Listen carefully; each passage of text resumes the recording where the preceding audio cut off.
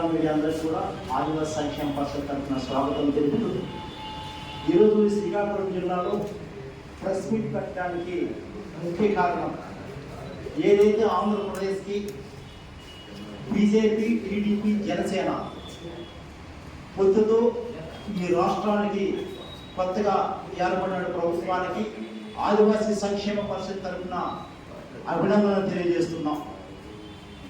అలాగే ఈ జిల్లాకి వెనుకబడి జిల్లా అయినప్పుడు కూడా అటుపక్క కేంద్ర ప్రభుత్వాలు కానీ ఇటుపక్క రాష్ట్ర ప్రభుత్వాలు కూడా ఈ శ్రీకాకుళం జిల్లాకి గుర్తించి ఎంపీగా గెలిచినటువంటి కింద్రాపు రామ్మోహన్ రెడ్డి గారికి, ఎమ్మెల్యేగా గెలిచినటువంటి అచ్చెన్నాయుడు గారికి ఉన్నత పదవులిచ్చి శ్రీకాకుళం జిల్లాకి కీర్తి తీసుకొచ్చినటువంటి బీజేపీ ప్రభుత్వానికి, అలాగే నారా చంద్రబాబు నాయుడు కూడా ఆదివాసీ సంక్షేమ పరిషత్ తరఫున ఆదివాసీ సంక్షేమ పరిషత్ వామయోగి ప్రత్యేకమైన ధన్యవాదాలు తెలియజేస్తున్నారు. అయితే ఈరోజు ఏదైతే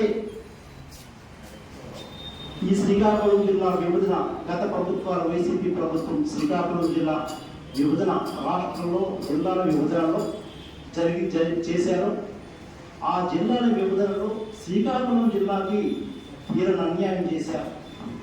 ఏదైతే ఆదివాసులు ఐటీడీఏ తల్లిలాగా కోరుతున్న ఐటీడీఏని లేకుండా ఏదైతే సీతంపేట ఐటీడీఏని పార్వతీపురం అన్యం జిల్లాలో విలీనం చేసిన తర్వాత ఆ రోజు నుంచి ఆనాటి నుండి నేటి వరకు కూడా ఆదివాసీ సంక్షేమ పరిషత్ తరఫున అనేక ఉద్యమాలు చేసి మా శ్రీకాకుళం జిల్లాకి మిలియపుట్టి కేంద్రంగా ఐటీడీఏ కావాలని ఉద్యమాలు చేశాం.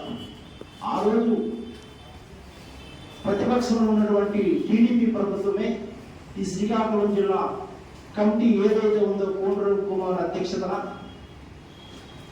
మేము అధికార పార్టీలోకి వస్తే మిలియపుట్టి కేంద్రంగా ఐటీడీఏ నిర్మిస్తామని చెప్పి ఆ రోజు తీర్మానం చేశారు.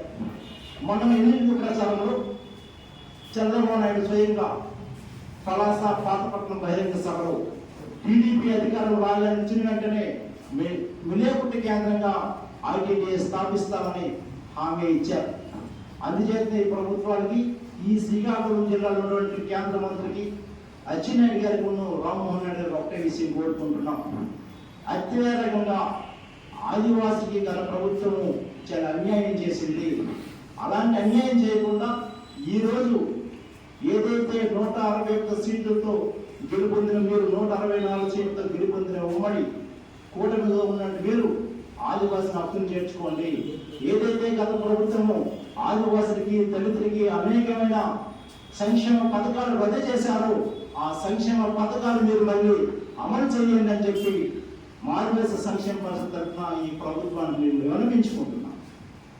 అంతేకాకుండా ఏదైతే ఈ శ్రీకాకుళం జిల్లాలో లేనటువంటి బెంతువరియాలు, మేము నకిలీ బెంతువరియాలు వడ్డీ పొడుస్తారు, మేము బెంతువరియాలు అని చెప్పుకుంటూ అనేక సంస్థల నుండి అనేక సంస్థలు అనేక కార్యాలయాల్లో ఉద్యోగాలు చేస్తున్నారు. వారి మీద గతంలోనే ఈ శ్రీకాకుళం జిల్లా కలెక్టర్ గారే స్వయంగా ప్రభుత్వానికి అటువైపు హైకోర్టు కూడా ఒక నివేదిక అందజేశారు. ఈ శ్రీకాకుళం జిల్లాలో ఎవరు కూడా బెంతువరియాలు లేరు, ఈ శ్రీకాకుళం జిల్లాలో ఉన్నట్లంతా కూడా బెంతువరియాలు కాదు, వడ్డీ పొడుస్తున్నటువంటి నివేదిక అందజేశారు. ఆ యొక్క ఆలోచనలు కూడా చేసి గత ప్రభుత్వం జీవో నెంబర్ 52 తీసుకొచ్చి అనేక కులాన్ని ఎట్టి జాబితాలో చేర్చడానికి ప్రయత్నం చేస్తే ఆ రోజు శ్రీకాకుళం జిల్లాలో అన్ని నియోజకవర్గాల్లో అన్ని మండల కేంద్రాల్లో ఆదివాసులు పెద్ద ఎత్తున ఉద్యమాలు చేసి ఆ జీవో నెంబర్కు వ్యతిరేకంగా ఉద్యమాలు చేశాం.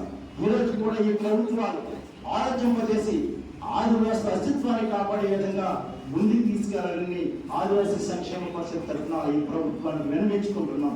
అలాగే ఈరోజు పవన్ కళ్యాణ్ గారు గ్రామీణ మంత్రిగా ఏర్పడ్డారు. ఆయన కూడా అటవీ మీద కూడా ఒక మంత్రిగా ఏర్పడ్డారు. దయచేసి ఈరోజు పవన్ కళ్యాణ్ గారు కూడా ఆదివాసుల పట్ల మమేకం చూపించారు. ఏదైతే ఏజెన్సీ ప్రాంతంలో ఉన్నటువంటి ఖనిజాలను దోచుకోవడానికి కొంతమంది పెద్దలు ఉమ్ము కాస్తున్నారు, ఆ ఖనిజాలను కూడా రక్షించిన బాధ్యత ఆ మంత్రి గారికి ఉంది. కాబట్టి ఏదైతే పోడు వ్యవసాయం చేసుకుంటున్న ఆదివాసులకి ఏజెన్సీ ప్రాంతంలో కానీ ఇటువైపు ఏదైతే ఏజెన్సీ ప్రాంతంలో వాళ్ళ కొండ ప్రాంతంలో ఉన్న ఆదివాసులు అందరూ పోడు వ్యవసాయం పూర్తి చేస్తున్న వాళ్ళందరూ కూడా పోడు వ్యవసాయం కల్పించాలని కూడా ఈరోజు డిప్యూటీ సీఎం పవన్ కళ్యాణ్ కూడా మేము ఈ విధంగా విజ్ఞప్తి చేస్తున్నాం. దయచేసి ఏదైతే ఈ శ్రీకాకుళం జిల్లాలో సుమారుగా 30-40 సంవత్సరాల నుండి డిఎల్ఎస్సి డిస్ట్రిక్ట్ లెవెల్ సూపరింటెండెంట్ కమిటీలో దొంగ సర్టిఫికేట్లతో ఉద్యోగాలు చేస్తున్న వారిపై విచారణ పేరుతో కాలయాపన చేస్తున్నారు. ఇప్పటికైనా ఈ ప్రభుత్వము ఆలోచింపజేసి ఈ శ్రీకాకుళం జిల్లాలో ఉన్నటువంటి ఇతర కేంద్ర మంత్రివర్యులు కానీ రాష్ట్ర మంత్రివర్యులు కూడా ఆలోచింపజేసి ఏదైతే దొంగ సర్టిఫికేట్ చేస్తున్నారో వాళ్ళందరికీ తొలగించి నిజమైన ఆదివాసులకి ఉద్యోగ కల్పన కల్పించాలని ఈ సందర్భంగా ప్రభుత్వానికి తెలియజేస్తున్నాం.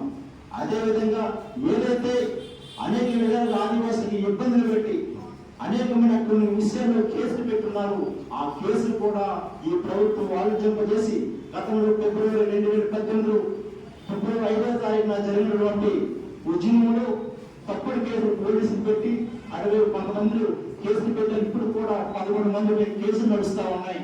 ఆదివాసులు పూటగడిస్తే కూడగడిస్తే పూటగడిన పరిస్థితి ఉంది. ఆ కేసులు కూడా ఈ మంత్రి గారు చొరవ తీసుకొని ఆ కేసులు కూడా బేసత్తుగా ఏదైతే మొదటి పద్మనాభం గారు ఆ రోజు అంత పెద్ద ఉద్యమం చేసిన ఆ కేసులు కూడా ఎలాగైతే ఎత్తివేశారు. మేము ఆదివాసులను ప్రభుత్వానికి వ్యతిరేకంగా చేయడం పరిస్థితి కాదు, మా అస్తిత్వాన్ని కాపాడుకోవడం కోసం, మా యొక్క హక్కులు కాపాడుకోవడం కోసం మేము ఉద్యమాలు చేశాం. ఆ టైంలోన ఆ టీడీపీ టైంలో 2015లో కేసులు బనాయించున్నారు. ఆ కేసులు కూడా ఎత్తివేయాలని ఈ ప్రభుత్వాన్ని మేము విజ్ఞప్తి చేస్తున్నాం.